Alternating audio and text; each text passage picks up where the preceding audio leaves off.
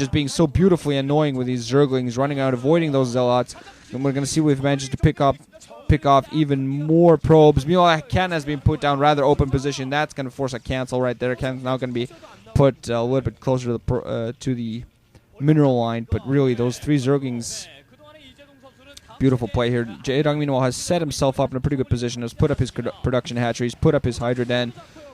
Some sunken colonies at his natural expansion to prevent. But really, I think he lost all of his zerglings there. But honestly, and despite the fact he hasn't really managed to pick off a lot of Corsairs, also spotting the high temper being put together. Also already has an Evo chamber up. Just all of his SimCity ready. He's going to start producing. The Hydras are going to be coming in en masse right now. And he's going to be a lot more ready for this than... Oh, dear God. Stats going for an Archon, so he's actually apparently expecting a Muta switch. He's putting down another cannon at his main. Meanwhile, Jaedong going to take the mineral only at the 12:30. And Jaedong just really ahead in this game. Meanwhile, it's going to be a timing attack. There's going to be 5 Zealots alongside an Archon, so that's what Stats want to go. He wanted to go for a timing attack, want to do some sort of damage. While there's not a large number of Hydras, it could be fairly successful. He's going to go for that 11:30 o'clock speed just now alongside. I think weapons 1 should be kicking in as well as for those Zealots. There are going to be a few Zerglings meeting them, not really a lot of Hydralisks. But Stats is going to be able to do a lot of damage with this if he does it right. But there are a couple Lurkers in place. Oh, man, a couple Lurkers all hitting at the same time. A Lurker trap. All those Zealots running right into that, taking heavy amounts of damage. Zerglings coming from behind. Lurkers moving into position. This is going to be a pincer attack. This entire attack force is going to get completely crushed. Archon is going to be able to engage some of those Zerglings, at least pushing them back. Two Zealots and Archon do survive. But beautiful play there by Jaedong, holding those Lurkers back. So they all got within firing range. And just, oh man, Stats just absolutely not ready to face Jaedong here. Not going to be Lurkers alongside Zerglings on the map. So Jaedong actually doing a switch, just not to Mutas, actually doing a switch to Lurkers.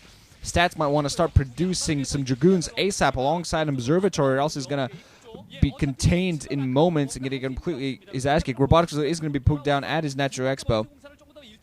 But there are already Lurkers starting the contain. They're going to start containing some probes. We're thinking of moving out, possibly putting down an Expo, but that's not going to happen. Lurker's just going to move alongside. Some probes being just pulled off the line to kind of block off. There is going to be a Zergling rampa coming down. 2 cannons being put down to block that off. Lurker's going to come in close alongside all the probes. Anything that comes in close might be out. Some Zergling, some Zealots, coming in from the back alongside Archon.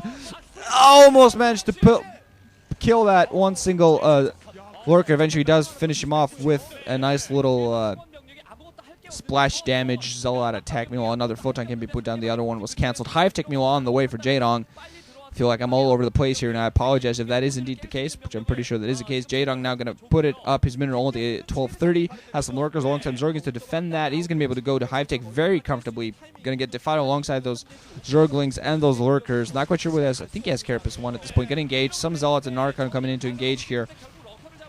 Jaedong with a beautiful switch. Of course, Stats... Not really. I think Stats was expecting some Mutas, but actually the fact that Jaedong did not go for Hydras. If Jaedong had gone for Hydras, this entire build would be pretty bad. But Jaedong now going to go in with a lot of Lurkers. Going to get us surrounded. Archon's going to go down. I think only a couple more hits, and then Archon goes down right there. Zolos, the only thing left on the ground right now. He has a shuttle in play alongside a few High Templar. I had a fairly decent Corsair number. Wondering whether he's going to go out hunting, adding in gateways meanwhile, not really producing any Dragoons yet. So he has to be very careful with how he engages these Lurkers alongside with his Zealots. He's just drawing fire at the moment. That's all really he's doing, being forced to run away. He has a couple of High Templar, but he's going to need a lot of Storms to engage these. I feel a few Dragoons would really help him out. Has a lot of High Templar inside of his main. They're not going to get easily picked off by Mutas.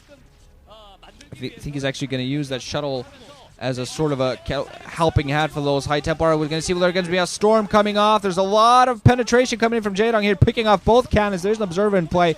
But I think he lost the I think Stats lost the High Templar alongside. He's actually moving up with his Ceres and a shuttle, so he might be going to do some counter-economic harassment. But Jaedong pushing in his own natural expansion. I did see some DTs coming alongside. A huge stream of Zerglings, and the Lurker is going to come in right inside of Stats' natural expo. He's meanwhile going to go harassment. Well, actually needs all those forces. Some Storms coming off. Nice Storms killing off a bunch of the Zergs before they even coming close. But there's already a second wave coming in. Some more Storms coming off. There's a Dark Templar standing there. There's no detection for Jaedong, so at least one single Dark Templar is helping out. It might actually have gone down. Not quite sure. But these Zerglings are penetrating. A few Lurkers in play as well. Right inside the natural expansion.